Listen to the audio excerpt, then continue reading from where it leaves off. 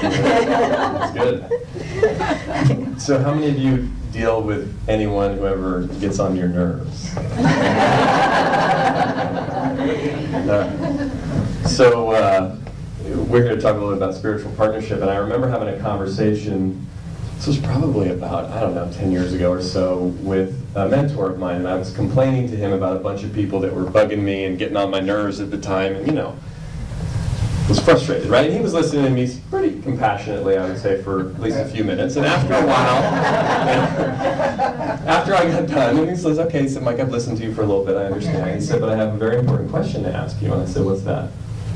He said, who's always at the scene of the crime? I said, what do you mean? He said, who's the common denominator in all those relationships? I said, oh, that would be me. He said, that's right. He said, so I understand the frustration. He said, but the thing you got to remember about the way life works and relationships work is that when you shift, everything shifts. So we're going to talk a little bit about that in the context of partnership and relationship, and to talk a little bit using our marriage and our partnership as an example, but for you in your own life, in the important relationships that you have, how do you shift so that those relationships can shift in the way that you want them to? Maybe it's deepen them, maybe it's resolve some conflict or issue, or maybe it's just simply connect in a way that you want to connect. And we've learned that a lot over the number of years of being together with all the ups and downs of that, right? Like when we first got together 13 or so years ago. When we first got together, I was in a much different part of my life than Mike was. I had been dating a while, and I was ready to find the one. And Mike's younger than I am. This was pre-Cougarville, by the way. I was the trendsetter. And I decided, he's the one. And he was like, wait a minute, I'm 26 years old. I'm kind of having fun. I'm not really ready to settle down. And I'm like, that's okay, you're the one. And I was really clear on that, but it wasn't working. I was really attached to it, and I finally stopped talking to all of my single girlfriends about it, who were giving me the same advice. And I ended up talking to a married man about it, who was a friend of mine, and he said, Michelle, what if you just were the best person you could be? You just gave up your attachment to Mike as the one, and you let him know, look, I just want to be the best person I can be in relationship with you. And if that means that we end up getting married and having kids, that's great. And if we don't, we're going to be better people for our next relationship. So that's what I said to Mike, and it completely shifted our relationship. And now we're married and have kids. Yes. Well, and it was, that conversation, and we were talking about this on the car. We live in Marin County now. We used to live over here in Concord, but we were driving over here this morning, and we were reflecting on some things. We were talking about that conversation, and that was in April of 2001. And, we'd been together at the time when we met and been dating for about 6 months, but it was really challenging and up and down and back and forth, and what are we doing? And there was something about that conversation that I know for me, and I think for both of us, it was like, let's just breathe a little more deeply. And whether we're together for another week, another month, another 6 months, whatever's going to happen, let's let go of the attachment to the future and where it's going, which for me at that moment in my life had me relax a little bit. And let's focus on really connecting with each other in a meaningful way. Because look, at the deepest level, every relationship that we're in our human experience, whether we've been together for 13 years or much longer than that, or we met the person, or there's someone in our life that we see peripherally, this isn't just about our love relationships. All of our relationships on the physical plane are temporary. And so our spiritual partnership is about making a deeper connection, not just to the circumstance and the person and who we see and all the story and all of that, but something more even deeper than that. And at some level, it's really about ourselves. The book that I just wrote that'll be out in May is called Nothing Changes Until You Do. And it's about our relationship with ourselves. So spiritual partnership is oftentimes more about us than it really is about the other person, even though it often looks like it's about the other person. And the three things we want to focus on have to do with really looking at the challenges that we deal with as blessings, first and foremost. Secondly, being able to appreciate the difference with all the people. The song that we sang earlier is so great about how different we are, but we're all woven together. And the third thing is really about, can we take ownership for whatever's going on, and look for the spiritual significance in everything, whether it's abundantly clear or not. Because how many of you, either right now in your life or at some point in your life, have ever dealt with some major challenge it was hard to see the blessing of. You have that, right? It's hard to see.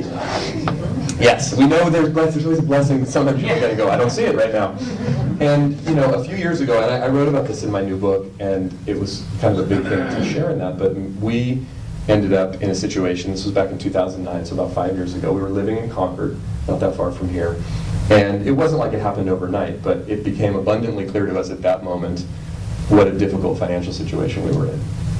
We were deeply in debt, probably about $100,000 in debt, and we were like $300,000 upside down on our house that we had bought at the top of the market, which we couldn't really afford, but we were afraid. We were renting in the city, and we were afraid if we didn't get a house, we'd end up, 3 hours from here, not where we wanted to live. We'd get priced out of the market, and right? So we did what we were advised to do, but then everything crashed, and we looked around and went, oh, we made some bad decisions, and things happened, and we were in a difficult spot, as were many people, particularly at that time, and some people still, right? But for us, what it was, in addition to the circumstances of it, the deeper issue was how we felt about ourselves and about each other. And to really look at this pattern that we had a very difficult time, as many couples do, talking about money, getting aligned about money, and having very different backgrounds about it. So as painful as it was, we chose, even though we weren't happy about it or excited, let's embrace this as an opportunity to grow, to learn about each other, about ourselves, and see what we can do. And one of the things that we did at the time was really just to surrender and put up our arms and say, you know what, we don't know what we're doing. We're both pretty educated, we've learned a lot of stuff, but when it comes to this is really an area where each of us have our own issues, our own challenges, and we could use some help. So we reached out for some help, and we started to get real about what was going on, and not simply just the circumstance, but how we were feeling. And not just with the people we were asking for help, but to start to talk to each other more deeply about how are we feeling and what was going on, and what were we judging each other for, and what were we judging ourselves for, and could we start to get more real about it. And on the other side of the realness, which is often the case when we really get real and authentic and vulnerable, there's a lot of compassion. And that's not always easy to get to, but once we get real, and we found this for ourselves, once we started to get more real with ourselves and others and let go of some of that shame and judgment that we had, it was like, wow, there was a lot of compassion. Compassion for ourselves, compassion for each other, compassion for our parents, compassion for all the places where we were blaming and saying it was all these, right? Whoa, maybe this is just hard, and we just don't know exactly what we're doing. And what ended up happening for us over an 18-month period with a lot of support, a lot of help, a lot of focus was we got ourselves out of debt. We did a short sale on our house in a way that felt good to us, and we moved across the bay to Marin County where Michelle had grown up, and we'd wanted to live for a while. We just didn't think we could afford it, or it was really possible for us. But more than the circumstances, great as it was that the whole financial thing turned around for us, I think the deeper and more important part was what we learned about ourselves and about each other in the process. And that's one of the ways, even when we're dealing with, if we get so focused on the circumstance, and look, that financial circumstance was serious for us. We have 2 small girls who are 8 and 5 now, right? I mean, they're real. Sometimes you're dealing with a health thing or whatever's going on. It's a real challenge. But a lot of times what we learned in that was if we just focused on the challenge, we not only missed the lesson and the blessing, but there was something deeper going on that was really driving that whole thing. Okay? Yeah, I remember one of the low points for us was me looking in the couch cushions for quarters to go to farmer's market, and taking my girls out and going, okay, we're gonna make this work, and we're not gonna get into any more debt, and we really turned it all around. Yeah. Well, and being able to, again, engage with each other and with the world in a way. And this is what, look, again, it's easy to be in spiritual partnership, whatever we deem that to be, when everything's wonderful. When it's great, when we agree about everything. We're all aligned on everything, right? That's just not, I don't know about you, but that's not the reality of life, of our marriage, of just the way we interact with the world. And so again, it becomes, can we embrace the things that show up in a way, right? I remember hearing someone say to me many years ago that I thought was so great, when we asked that question, why is this happening to me? Even though, of course, we're all too evolved here to ask that question. But it still comes up whether we say it out loud or not. It's just changed the word to the word for. Why is this happening for me? And then it becomes a completely different conversation. So that's the first thing for us, right? Can we embrace what's going on from that perspective, that spiritual partnership perspective? The second thing is for us to really embrace and appreciate the differences. How many of you have people in your life, important people, and you realize, you know what, they're different than I am. And sometimes it's great, and it's cute, and it's charming, and sometimes it's kind of annoying, right? Or it's difficult, or it's just frustrating. And one of the things that we have a tendency to do is to try to change people, right? We may not say it again because we're too involved, but really, if you would just be more like the way I think you should be, everything would be better, right? But it's important to, I remember learning, Michelle and I have learned over the years many differences that we have, and one of the stark ones has to do with certain aspects of how we communicate and how we were raised. So after we first started dating, I got invited over to Michelle's grandmother's house. Now, her grandmother has since passed away, but she was the matriarch. She was the matriarch, and this was a big deal to get invited to grandma's house, right? And so this was a few months in, and I'm thinking, okay, like I want to impress the family, want to be on my best behavior. I'm hoping that it goes well. So we go to grandma's house. Grandma lived in San Anselmo, and the whole family's there, her dad and aunts and uncles and cousins. I mean, this is kind of a big family gathering, and they're all there to basically meet me and check me out, right? I mean, I know the deal. So anyway, and anyway, I mean, I'm okay in that situation. I was a little nervous, but I felt good. And we get there and meet the whole family, and it seemed to go pretty well. And I'm like, well, they're nice, and I'm sort of doing my, hey, let me charm these people and hope that they like me thing. And it seemed like it went well, but I don't know. The one thing that I noticed is like they're a big talkative bunch, right? So we get into the car, and I say to Michelle, how'd I do? And she said, fine. And she's kind of quiet, and I'm like, uh-oh. And she said, well, how did you think that it went? And I said, well, it seemed like it went well. I said, I noticed that your family doesn't talk that much. She said, I know, because you talk the whole time. And I said, what do you mean? And she goes, well, in my family, we don't interrupt. And I was like, oh, really? I said, in my family, if you don't interrupt, you don't get to say anything. But it was like, a light bulb went off in my mind. Now all these years later, and I mean, I have good relationships with my in-laws and the whole family, but I have to remember when I'm around Michelle's family, like, give them space to respond. It's just different, and those kind of things, can we appreciate the difference instead of judge it? One's better than the other. It's like, no, it's different. And let's appreciate that. And even the differences in our lives and the differences in the roles that we play in certain relationships. And that's something that comes up a lot for us in our marriage because of, Michelle's often at home with our girls and I'm often out speaking and doing things. And right? Recently he was away on a trip, and our lives have just gone in very different directions, and I've chosen more to be home with the girls right now. And he had just gotten, and earlier in our relationship, I had a lot more resentment about it, of like, I'm changing diapers, I'm not getting sleep, and he's going and, they're putting him up at the Four Seasons and he's having room service. I'm like, but I've grown from there. But one time recently, he called me, he was in New York, and he had just gotten off stage, and he goes, you wouldn't believe it. I just got a standing ovation, and Goldie Hawn was there, and she was really giving me like all this great feedback, and I was like, that is so great. And I was really able to be there in that moment, and I said, and I, with my master's degree, just finished changing the guinea pig cage all by myself. Yes. And I gave her a standing ovation on the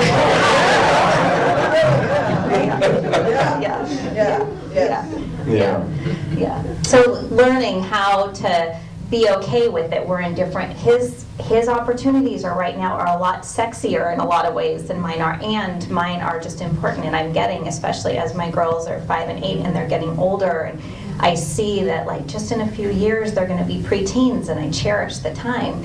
And sometimes cleaning out the guinea pig cage is not very thrilling. And I'm really hoping that the babysitter's doing it today so I don't have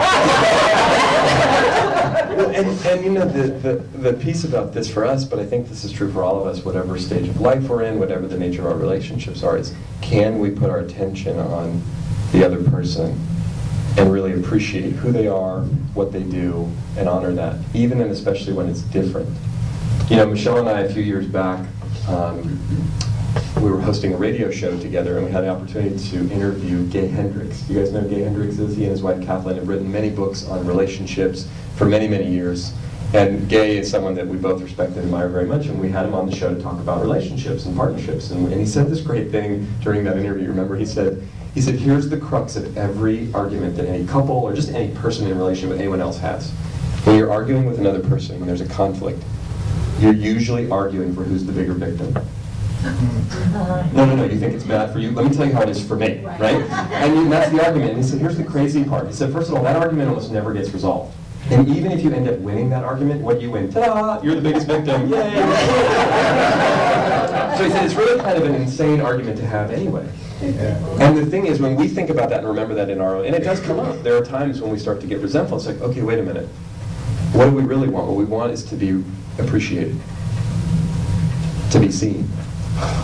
Right? You know, I saw Oprah. Oprah gave this speech at Harvard last year for graduation. She said this great thing in her speech. She said, you know, I've interviewed thousands and thousands and thousands of people in the course of my life. She said presidents, prime ministers, famous people, you name it, I've interviewed them. I mean, everybody. Everyday people who've gone through tragedy. And she said, you know, after every interview when the camera shuts off, everyone asks me the same question. They didn't know when they say, is that okay? How they do, Yeah. right? Everyone. She goes, it doesn't matter who they are. And she goes, they're not really asking me necessarily in most cases from an insecure place, like tell me how I did. They're really asking me, did you see me? Yeah. Did you hear me? Did what I say matter? And that's one of the most fundamental pieces of spiritual partnership. Can we see people? Can we hear people? Wherever they are.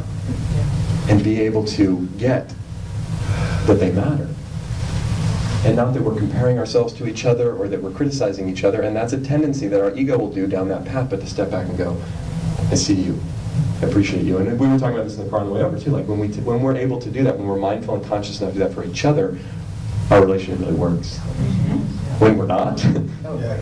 it's not so much. Well, and the Gottmans in Seattle, who are the love relationship experts, they talk all the time about how if you can connect with your partner, even if you're sending a message or a text saying, hey, I'm thinking about you, it's called love mapping is what they do. But if you practice love mapping, it will make your relationship so much stronger. And that's what successful couples do who stay together, is that they practice the love mapping. Yeah, and understanding that. And there's also a piece, so we talked about, you know, embracing the challenge, appreciating the differences, but putting attention on appreciation. But the third thing has to do with taking ownership.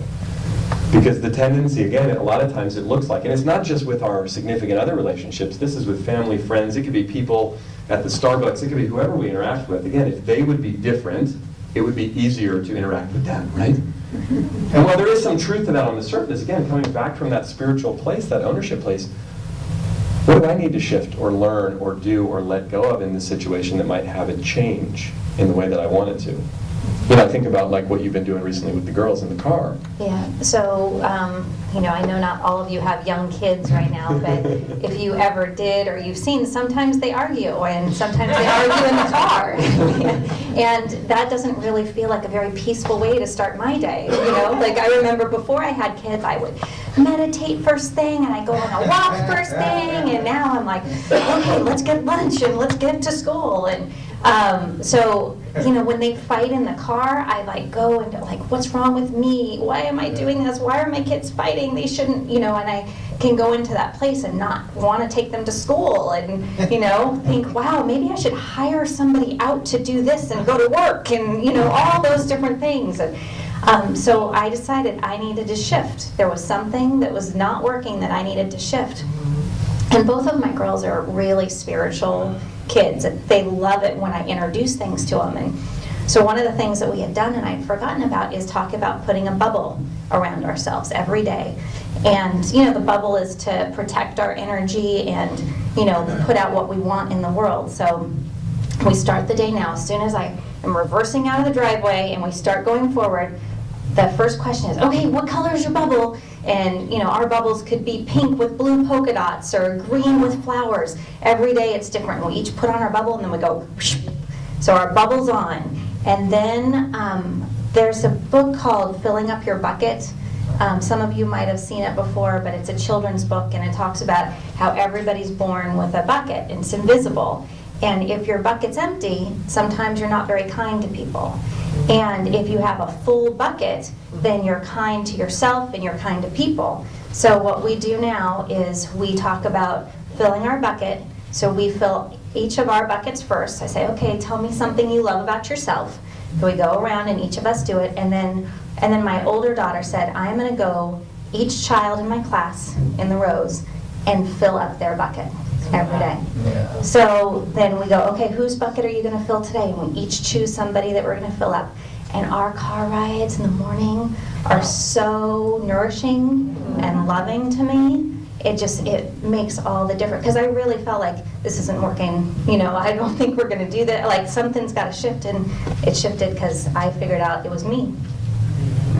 Yeah. Beautiful. Yeah. Yeah.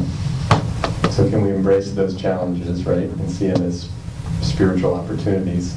Can we appreciate the people around us, even the differences and the challenges, and can we take ownership for how do we want it to be? It's easy to complain. It's easy to react. The more challenging part is to set that intention and then practice and see what actually works, show up. And the final thing, just that we want to share, I'll share this last piece just to kind of wrap this up, is, so much of this, and I so appreciate what we've even talked about even here this morning in the service, and as Michelle was just sharing about with the girls, that it has to start with ourselves, and that it then perpetuates out everywhere. Spiritual partnership is about getting into that partnership with ourselves, with God, with the divine, and then ultimately with the people around us. And I remember when Michelle was pregnant with Samantha, who's now 8, right? So we have an 8-year-old and a 5-year-old.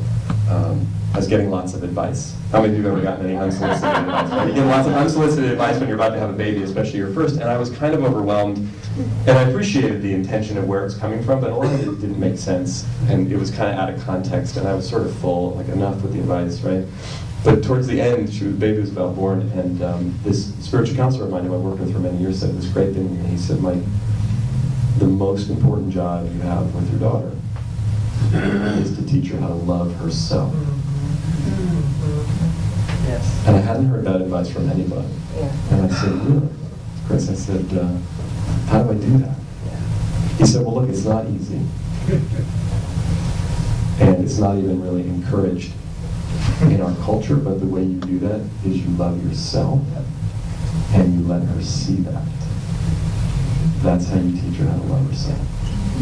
And he said, and it's an ongoing practice for the rest of your life, not only as a parent, but as a human being. But if you really practice that with focus and commitment and compassion when you're not, you will not only expand your own capacity to love yourself, you'll teach your daughter how to love herself.